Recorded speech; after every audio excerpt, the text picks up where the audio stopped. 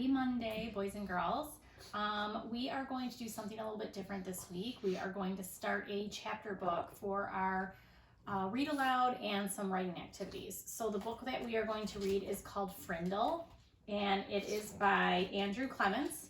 It's a pretty popular book, actually. So I'm going to read chapters 1 and 2 and have a little bit of discussion. So I want you listening closely, because when we have Zoom on Wednesday, we're going to have some discussion and you guys will get to show me some things you've worked on.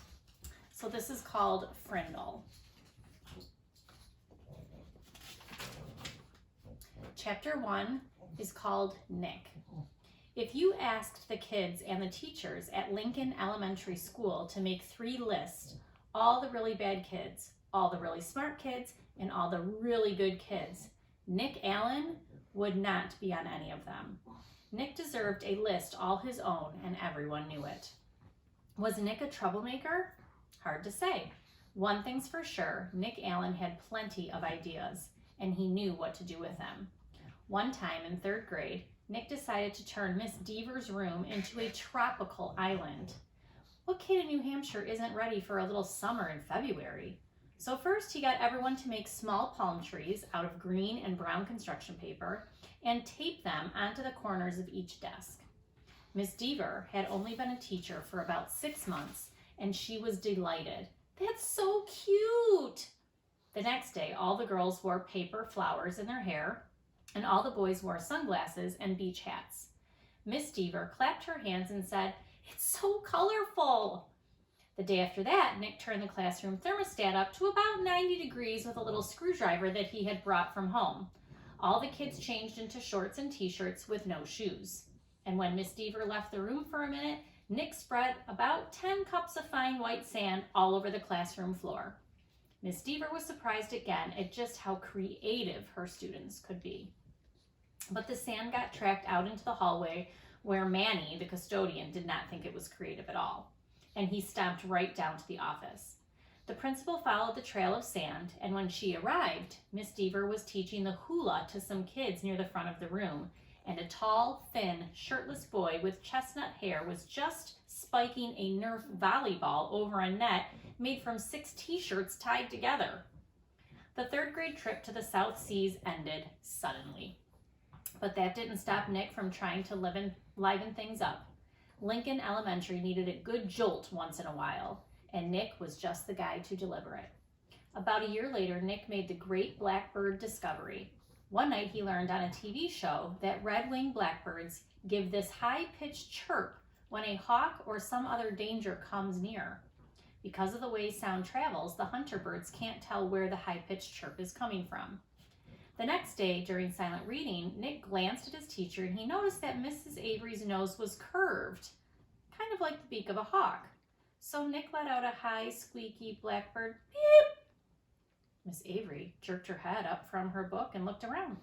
She couldn't tell who did it, and she just said, "Shh," to the whole class.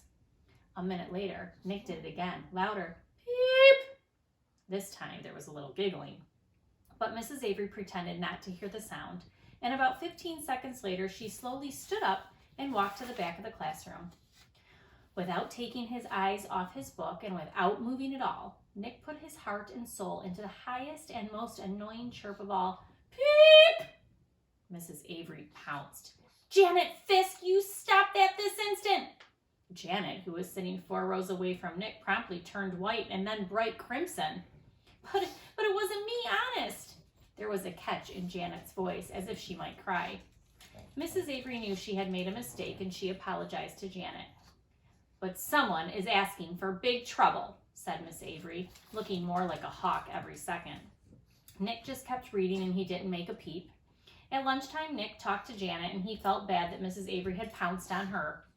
Janet lived in Nick's neighborhood, and sometimes they played together. She was good at baseball, and she was better at soccer than most of the kids in the whole school, boys or girls. Nick said, "Hey, Janet, I'm sorry that you got yelled at during reading. It was my fault. I was the one who made that sound." "You did?" said Janet. "But how come Mrs. Avery thought it was me?" So Nick told her about the blackbirds, and Janet thought it was pretty interesting, and then she tried to make a peep or two, and Janet's chirps were even higher and squeakier than Nick's. She promised to keep everything a secret.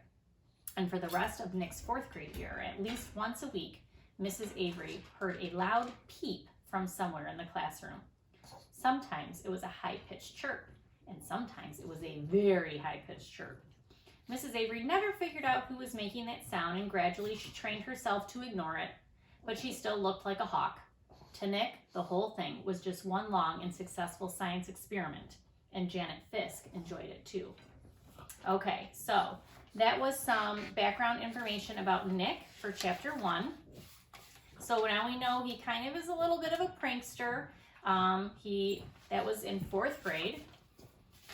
Now, chapter 2 is called Mrs. Granger, and I want you to listen kind of closely to how they describe Mrs. Granger in this chapter, because this will be your assignment that you're going to do when I'm done reading the book that we're going to share Wednesday on our Zoom meeting, okay? So, Mrs. Granger, first sentence says, 5th grade was different. That was the year to get ready for middle school. 5th grade meant passing classes. It meant no morning recess. It meant real letter grades on your report card. But most of all, it meant Mrs. Granger. There were about 150 kids in the 5th grade, and there were 7 5th grade teachers. 2 math, 2 science, 2 social studies, but only 1 language arts teacher. In language arts, Mrs. Granger had a monopoly and a reputation. Mrs. Granger lived alone in a tiny little house in the older part of town. She drove an old, pale blue car to school every morning. Rain or snow, or sleet, or hail, or wind. She had a perfect attendance record that stretched back farther than anyone could remember. Her hair was almost white, swept away from her face, and up into something like a nest on the back of her head. Unlike some of the younger women teachers, she never wore pants to school. She had 2 skirt and jacket outfits, her gray uniform and her blue uniform, which she always wore over a white shirt, and a little cameo pin at her neck. And Mrs. Granger was one of those people who never wore sweats.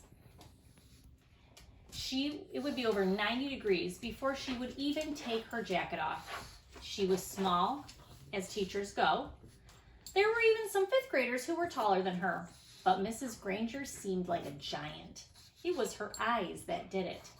They were dark gray, and if she turned them on full power, they would make you feel like a speck of dust. Her eyes could twinkle and laugh too, and kids said she could crack really funny jokes. But it wasn't the jokes that made her famous. Everyone was sure that Mrs. Granger had X-ray vision. Don't even think about chewing a piece of gum within 50 feet of her. If you did, Mrs. Granger would see you and catch you and make you stick the gum onto bright yellow index card. Then she would safety pin that card to the front of your shirt, and you'd have to wear it for the rest of the school day. After that, you had to take it home and have your mom or dad sign the card and bring it back to Mrs. Granger the next day. And it didn't matter to Mrs. Granger if you weren't in 5th grade, because the way she saw it, sooner or later, you would be. All the kids at Lincoln Elementary School knew that at the end of the line, 5th grade, Mrs. Granger would be the one grading their spelling test and their reading tests, and worst of all, their vocabulary tests. Week after week, month after month, every language arts teacher in the world enjoys making kids use the dictionary. Check your spelling, check that definition, check those syllable breaks. But Mrs. Granger didn't just enjoy the dictionary, she loved the dictionary, almost worshipped it. Her weekly vocabulary list was 35 words long, sometimes longer. And if that wasn't bad enough, there was a word for the day on the blackboard every morning. And if you gave yourself a day off and didn't write one down and had to look it up and learn the definition, sooner or later Mrs. Granger would find out, and then just for you, there would be 2 words for the day for a whole week. I want to make sure you got to look at her kind of. Not too close, because you'll have to kind of create your own Mrs. Granger. Mrs. Granger kept a full set of 30 dictionaries on a shelf at the back of the room, but her pride and joy was one of those huge dictionaries with every word in the universe in it, the kind of book it takes 2 kids to carry. It sat on its own little table at the front of her classroom, sort of like the altar at the front of a church. Every graduate of Lincoln Elementary School for the past 35 years can remember standing at that table, listening to Mrs. Granger's battle cry, "Look it up! That's why we have a dictionary!" Even before the school year started, when it was still the summer before 5th grade for Nick and his friends, Mrs. Granger was already busy. Every parent of every new 5th grader got a letter from her. Nick's mom read it out loud during dinner one night in August. Every home is expected to have a good dictionary in it so that each student can do his or her homework properly. Good spelling and good grammar and good word skills are essential for every student. Clear thinking requires a command of the English language, and 5th grade is the ideal time for every girl and boy to acquire an expanded vocabulary. And then there was a list of the dictionaries that Mrs. Granger thought would be acceptable for home study. Mrs. Allen said, "It's so nice to have a teacher who takes her work this seriously." Nick groaned and tried to enjoy the rest of his hamburger, but even watermelon for dessert didn't cheer him up much. Nick had no particular use for the dictionary. He liked words a lot, and he was good at using them. But he figured that he got all the words he needed just by reading, and he read all the time. When Nick ran into a word he didn't know, he asked his brother or his dad or whoever was handy at what it meant. And if they knew, they'd tell him, but not Mrs. Granger. He had heard all about her, and he had seen 5th graders in the library last year, noses stuck in their dictionaries, frantically trying to finish their vocabulary sheets before English class. It was still a week before school, and Nick already felt like 5th grade was going to be a very long year. So he's not looking forward to 5th grade. But here is your assignment now that we are finished reading the first 2 chapters. What you are going to do is you are going to think about the details I gave you about Mrs. Granger in chapter 2. If you have to rewind my little video and re-listen to that part, you can. But I want you to draw a picture of Mrs. Granger using crayons or colored pencils or markers so that you have some color. And I want you to draw a nice detailed picture of what you think she looks like using those descriptive words that were good in the story. And then underneath her picture, I just want you to write 1 or 2 sentences describing her personality. What kind of person is she? Is she strict? Is she very kind of laid back? Is she young? Is she old? Does she enjoy students? Whatever you think her personality is based on what we just read in chapter 2 about her. And then I will read the next couple chapters for Tuesday. And on Wednesday, I want you to bring your picture of Mrs. Granger in the Zoom meeting, okay? Thanks, boys and girls.